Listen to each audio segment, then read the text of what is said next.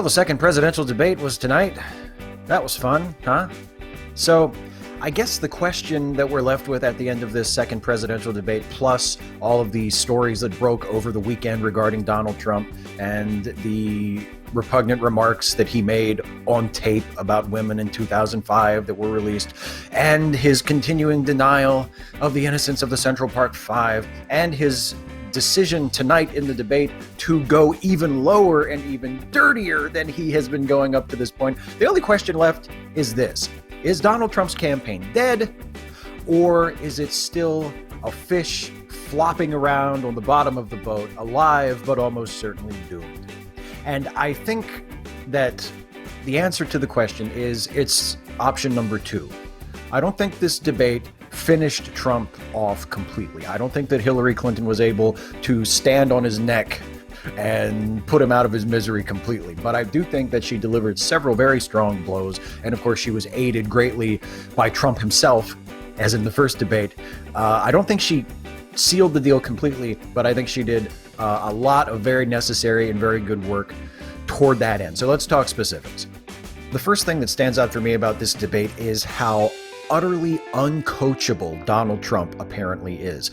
Everything that he was criticized for in his performance in the first presidential debate, he did here again, only even more so. In the first debate, he was criticized for interrupting Hillary Clinton too much. In this debate, he interrupted her just as much, if not more so. In the first debate, he was criticized for giving too many vague answers. In this debate, he tossed so many word salads. If he had made himself a nice pot of soup, he could have opened himself up an Olive Garden. There were so many vague, meaningless, meandering answers that just meant nothing. And his body language on stage all night was that of a petulant child who was bored for not getting enough attention. Whenever it was not his turn to talk, he was pacing back and forth. He never sat down. He leaned on the back of his chair. He would pace around the stage. He would wander into Hillary Clinton's camera shot, which I'm pretty sure that the producers of the televised debate told them both not to do. They probably explained what the camera positions were and where you were supposed to go to stay in your shot and stay out of the other person's shot. And Trump knows this because Trump has been on TV for over a decade with his own show on the network. So he knows what to do and what not to do. He is intentionally invading Hillary Clinton's space whenever he can throughout the debate.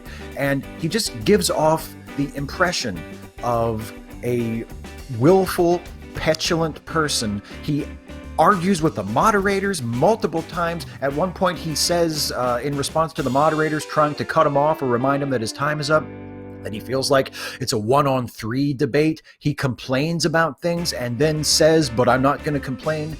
It's as if he read and looked at all the responses to his debate performance in the first debate, which was reviewed fairly widely as a very poor performance, and he said, I know what I have to do. I have to be even Trumpier this time than I was before. And that's exactly what he did. And for her part, Hillary Clinton just did what she did in the first debate for the most part, which is just hang back and let Trump defeat himself, which apparently in politics he can't stop himself from doing, at least now that he is out of the circus of the Republican primary, now that he's on the main stage and he's actually competing in a serious race with the general electorate for the presidency of the United States. The guy cannot get out of his own way. And Hillary Clinton tonight, very wisely, I think very astutely, showing a lot of poise and a lot of patience, just did what she did in the previous debate and just sort of stood back, gave Trump as much room as he wanted to continue to destroy his own presidential ambitions by doing nothing more than being himself.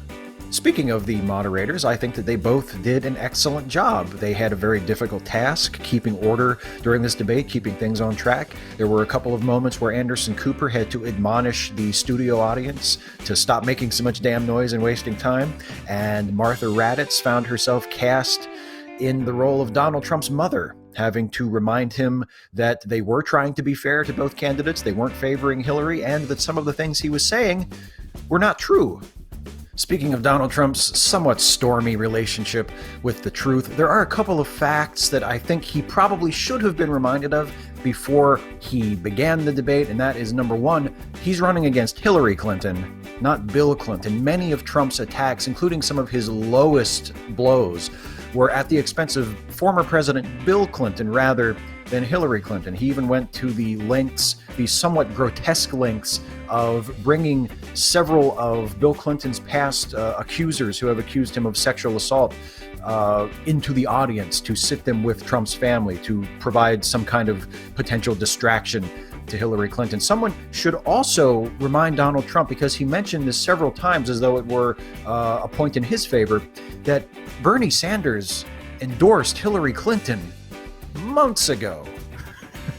Trump repeatedly brought up Sanders as though he thinks Sanders supporters would be better off voting for him. Bernie Sanders dropped out of the primary race and endorsed Hillary Clinton at the convention months ago. And Hillary actually brought that up toward the end of the debate, but I'm pretty sure Trump wasn't listening by that point.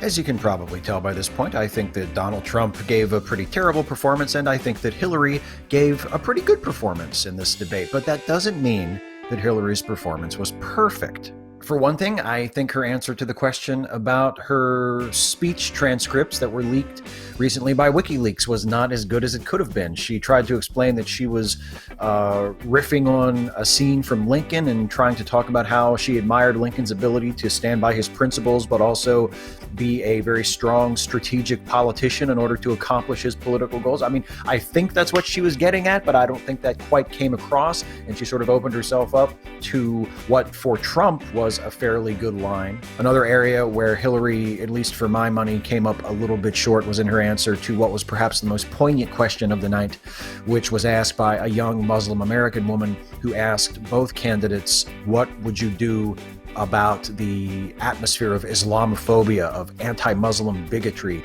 that is so pervasive and is so harmful to Muslim Americans. Hillary's answer was pretty good. She talked about bringing people together. She talked about having an America where everyone feels welcome and everyone feels safe and included, and celebrating our diversity. She made that point several times, and I think that was excellent. But then she turned into this discussion about the value of Muslims in the intelligence community and in the fight against terrorism, and how we should have Muslims on our side to fight terrorism, and that's a perfectly valid point, but that's not what that young woman's question was about. The question was about Islamophobia in the United States, and what are you going to do to stop it and to fix it and to make this terrible situation better? And Hillary's answer was a lot better than Trump's, I'll give her that. Compared to Trump's answer, Hillary's answer was rhetorical gold. It was political poetry, because Trump's answer would have been his lowest moment of the entire night if he were not so awful in many other aspects of this debate, because he said to this very earnest young Muslim woman who is asking this question and bringing up this very serious, urgent topic, basically, hey, Islamophobia is terrible, but you Muslims need to stop protecting terrorists. That is essentially what Donald Trump said to this young woman, and it was disgusting. But it wasn't his most disgusting moment of the night, because we're talking about a debate where he also dismissed his own running mate, where he brought up Bill Clinton's sexual discretions as a point against Hillary Clinton, where he strangely, repeatedly bragged about the greatness of his imaginary presidency, talking about how if I had been president, we wouldn't have gone into Iraq, and if I had been president, Captain Khan would still be alive, and if I were president, I would appoint a special prosecutor and I would put Hillary Clinton in jail. He said or implied that a couple of times during the debate. That, for my money, was probably the darkest moment of the debate, when one of the most thuggish major party political candidates in the history of our country promised to use the power of the presidency, should he attain it, to prosecute and, might I say, persecute and imprison his political opponent in this election. Is absolutely disgusting to see him say that, and to say it very proudly, and to say it as though it was a major point that he was scoring against Hillary Clinton. I'm going to put you in jail, Hillary, when I get to be president. It was absolutely revolting. But that's just sort of par for the course for Donald Trump. There was one other area where I think Hillary could have hit him a little bit harder than she did. And that was in the question about her comments about the deplorable supporters of Donald Trump. She kind of tried to walk it back to express a little bit more regret.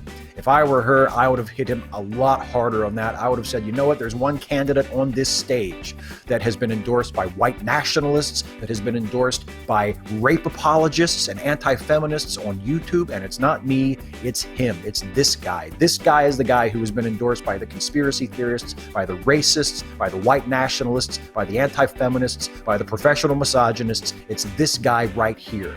And you know why those people endorse Donald Trump? Because they see themselves in Donald Trump. Because he's doing their act. And he's making a pretty good way for himself with it. They love Donald Trump and they so badly want him to win, and they will be so devastated, whether they admit it or not, when he is defeated next month, because he's as close as they're ever going to get to the mainstream. We look at Trump and we think, oh, what an embarrassment. They look at Trump and they think, top of the world, ma.